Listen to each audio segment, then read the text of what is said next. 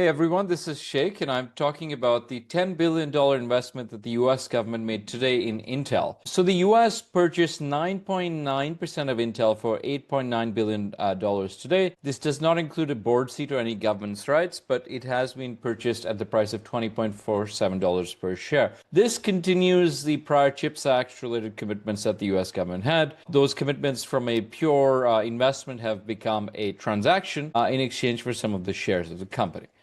So this will ensure that there's more domestic support by the government behind it, and it has other consequences for other parties that I'm going to cover.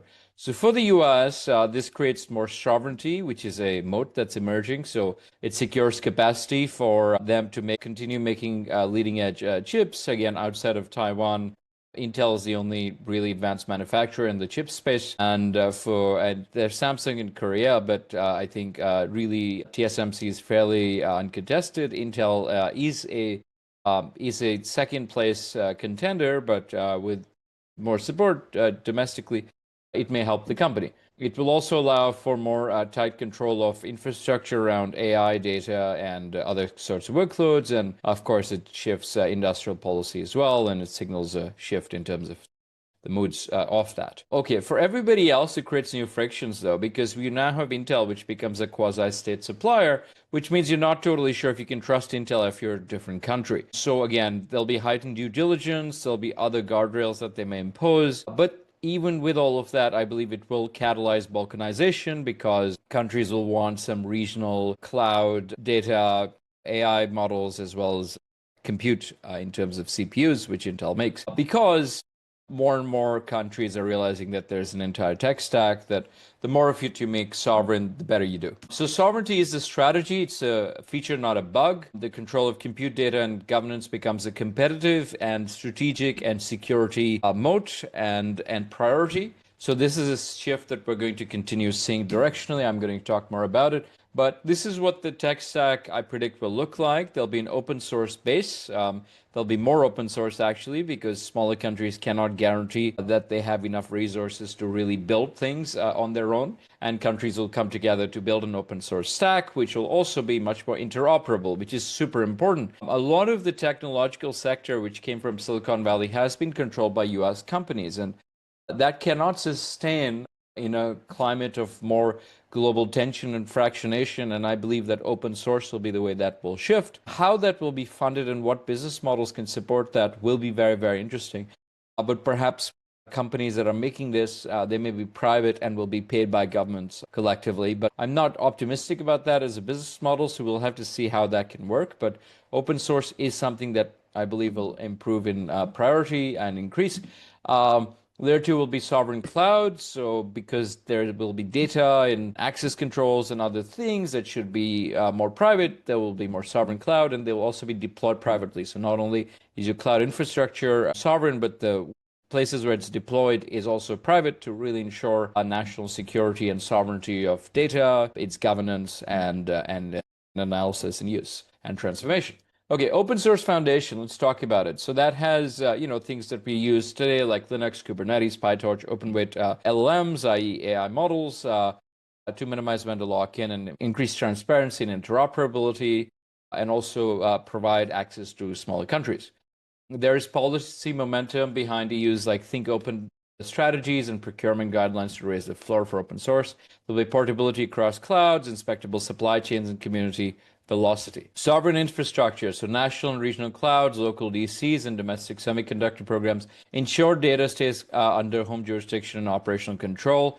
There's some examples of it, and there's compliance drivers like GDPR, NIS2, DORA, Cloud Act exposure will also be mitigated. So this is the American Cloud Act, which allows the US government some access to data that's stored on American service. Then there'll also be public sector procurement rules around sovereign infrastructure, private and edge deployment. So again, things will be deployed more privately on an edge. This will include LLMs and databases. It'll include self-hosted apps and also compute itself, both mainframe servers, but also edge compute will be increasingly privatized.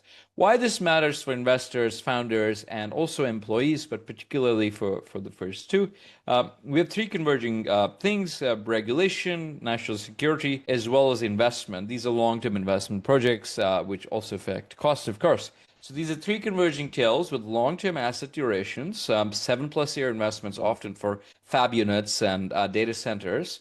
And these platforms therefore create durable moats, partly because if you don't trust the supply chain of CPUs and data infrastructure from another country, it produces something durable for that country. And although there is a Ricardian advantage of comparative advantage for people with more infrastructure and resources for things like semiconductors and things like that, the thing is that the progress is on a logarithmic curve, and therefore smaller countries will catch up relative to larger countries over time. There is a high risk of lock-in, so that provides a durable moat as well, even if it's mitigated to some degree by open source and supportability. Direct exposure, so regional clouds, so these should all see an increase actually. Regional clouds as opposed to clouds that are controlled just by Silicon Valley companies. That's things like OVH, Scaleway, Deutsche Telekom, Alibaba Cloud, and so on. Open source AI will see an increase in use and application, and there'll also be sovereign data centers and chips. So, with regulated footprints, domestic initiatives, and packaging as well. Shovel sellers, OSS infrastructure tooling will increase, multi and hybrid cloud control environments like DevOps, GitOps, networking, things like this. Residency and compliance. So these will also have more of a demand increase, and there will be more investments into these things. These can also extend to things like data classifying, tokenization, all of these things, lineage, auditing, all of which will want to be sovereignized. So the new enterprise requirements will be that data will stay inside borders. This is directional. It's not happened yet. May never happen 100%, but this is directional.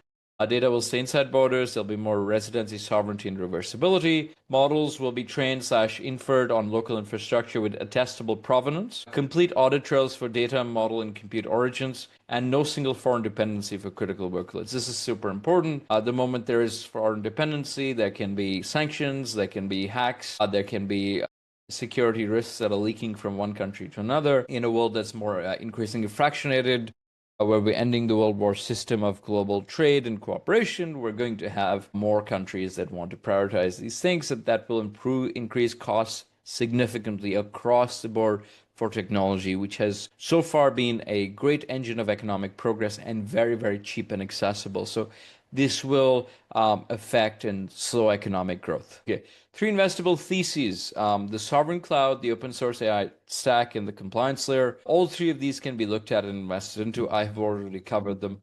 Sovereign ready checklist. So the architecture should be 100% on-prem capable. This is for true sovereignty. There should be an open source course with reproducible builds. There'll be, bring your own aspects to it, as well as tenant and region isolation. Again, isolation, compartmentalization have been 2 core tenets of security from God knows when. Another that I think will become important is going to be like encryption that's post-quantum encryption. That's going to be super important. Assurance, data lineage and audit by design, model and compute attestation, clear migration and exit paths for data, as well as minimal U.S. Cloud Act exposure. Again, this is an act that exposes people who have data on U.S. servers. So these are going to be important things for countries to keep in mind and investors. By 2030, and directionally, we'll have more cloud repatriation. So there'll be a shift towards putting things off of public cloud onto more private instances. Open source will become more of a default requirement in many public procurements. Quite likely, there'll also be more attestation for compute across the board and more guarantees around it. Immediate moves that investors can start looking into. You don't have to make these moves yet. These can be research moves that are made. Map portfolios to sovereignty exposure, prefer open source, EU ready and compliance with recurring revenue. The reason to get started early is because these are long-term investments. They take some time to bear out because these are very complex things. For builders, shipping on-prem reference architecture, publishing, provenance, proving residence and reversibility will start to build more trust. And with governments redoing procurement along with enterprises because of AI, this provides smaller companies an opportunity to have a competitive advantage on some of these domains that will become important later. It's not the easiest to sell, but it is something that can be looked at. This is the beginning, as I said, not the end here. The age of tech sovereignty has really, it's been going on for a while, but I think this event has really catalyzed it, and it's a one-way street. As far as we understand, Intel's deal is a signal. The stack will continue going in this direction of open, local, and auditable, while also being private. So we recommend that you build accordingly. Thank you.